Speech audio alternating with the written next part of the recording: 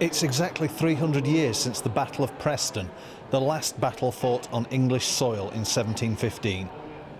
The city has held a week of commemorations to mark the event. So who was fighting who, and what were they fighting for? Well, the official king was George I, the Hanoverian. He'd been invited to become king by Parliament. He was the 56th in line to the throne.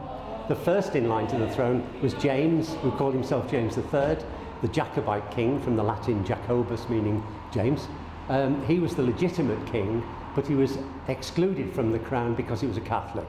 So what happened in the autumn of 1715 was a rebellion was raised, first in Scotland by Scots who wanted to restore a Stuart king, joined by Catholics who came down through Northumberland, then through Cumberland, Westmoreland, into Lancashire, heading for Manchester in the belief that 20,000 local people were going to rise to their side. It never happened. So what you had was 1,500 or so Jacobites holed up in Preston. The government armies were coming from the south and from the north and bottled them up. How did the battle go? Well, the first day went very well for the Jacobites. The type of troops that they could put themselves into buildings, so they used the barricades well and fired upon the government troops who were more used to open warfare.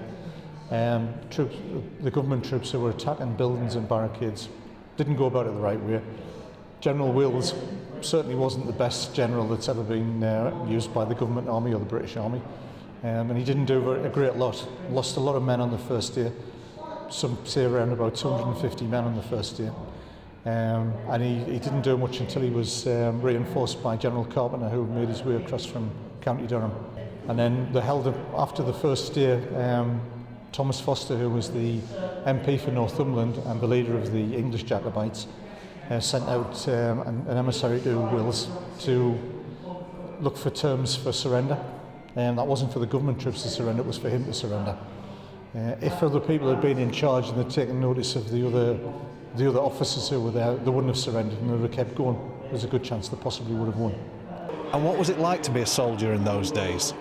Okay, so I'm armed with a doglock musket, which is a flintlock weapon, which can fire 3 rounds a minute.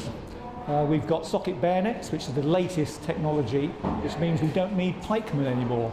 Only a few years before, we would have had pike troops to supplement our unit to keep cavalry at bay. We're not celebrating it, we're commemorating it. As far as I'm concerned, you don't celebrate all those people dying and being transported and having their property confiscated. We're remembering something because, let's face it, religious wars are still with us today.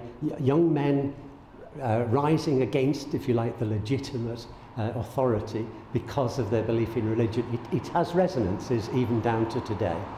Our present royal family has lineage directly from George I, so in theory, if the Hanoverians hadn't won the Battle of Preston, Elizabeth II may have never been on the throne. Roland Gent, that's Lancashire.